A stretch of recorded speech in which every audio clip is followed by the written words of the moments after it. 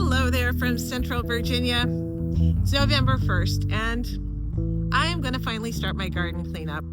Got a little bit delayed this year for a couple of reasons. You'll see me hobbling a little bit because I had hurt my knee. I'm okay. It's just going to take a little while to heal.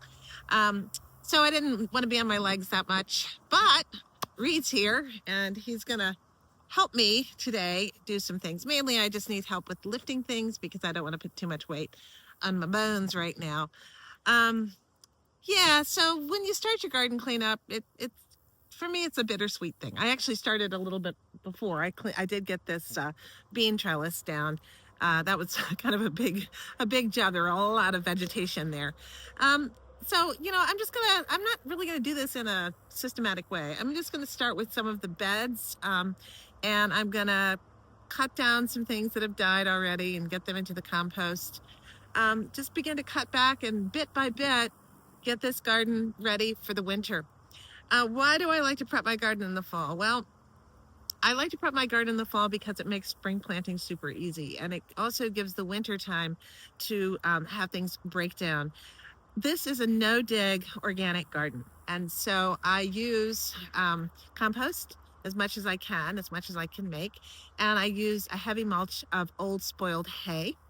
And I will sprinkle some alfalfa pellets into my beds because not only does that give my soil organisms something to eat and munch on, and keep them all happy, it also adds some other nutrients into your soil. So it's a great way to add organic matter into your soil and also some extra nutrients as well, particularly some enzymes that is in alfalfa.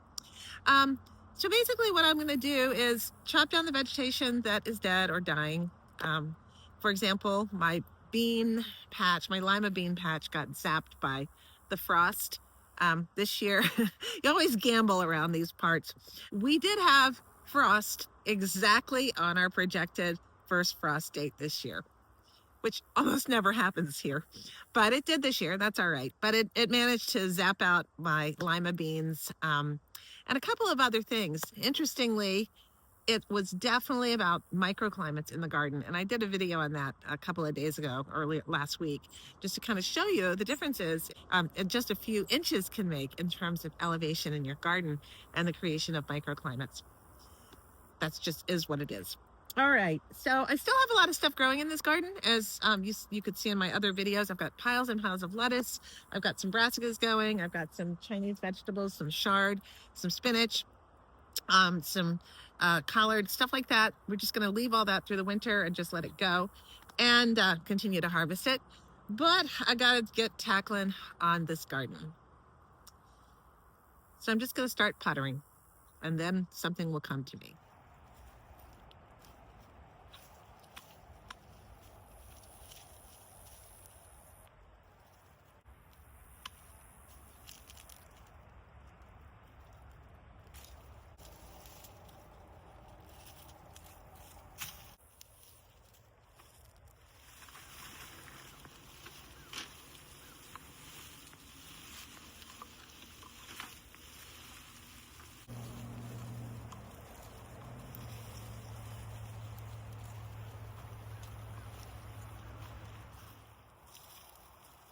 I'm leaving the roots in the ground.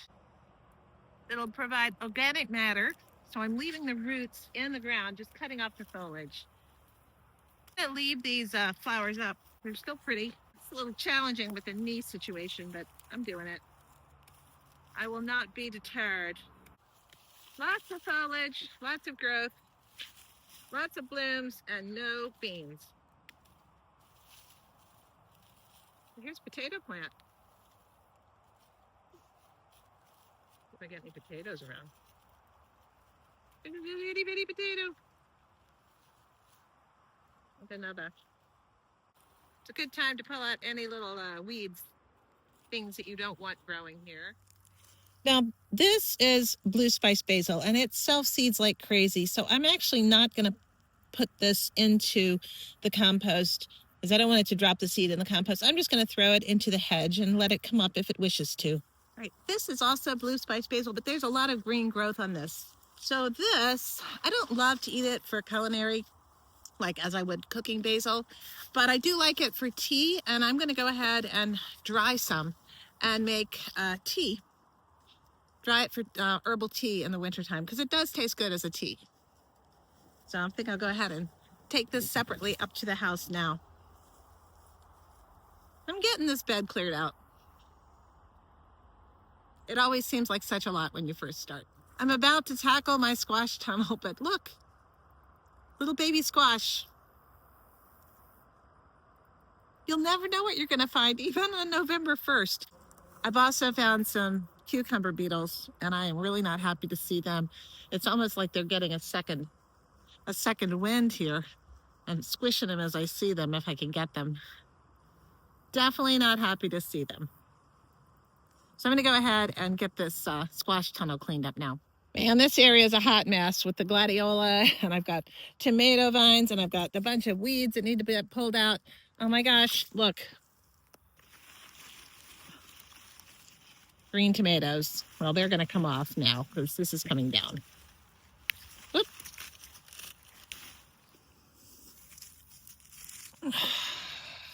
Fried green tomatoes, anyone? Just start chopping. But it is time to get this garden to rest. Another squash. Yeah. You're going to help me in the garden, darling? Yeah. You're a good man. Gone, and you've cleared it out. Yeah, there's still a lot of... Oh, there's a lot growing. And there's a lot, you know, that's meant to be growing now, like the lettuces and kales and things. And this will give it more light. That bean tunnel over there was a real bear to clean out. Yeah. But we got it. Sage helped me earlier last week. And I've got all that in the compost.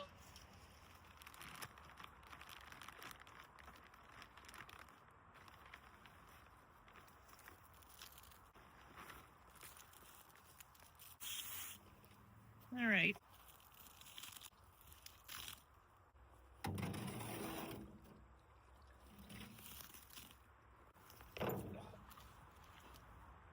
Winter.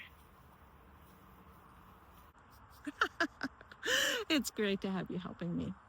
I really appreciate your help. Every now and then. I know, and especially when I've got a bum knee. So having you take the weight of things really helps. Yeah. Okay. I think we might have to visit a brewery later. We may. I think so. Just down the road. Not that I work that much, but... Well, we've got one more bed to do before we call it quits for the day. Okay. And I'm just going to go do that one. And that's how we put our no-dig garden to bed. Thank you so much for watching. Take care. Bye.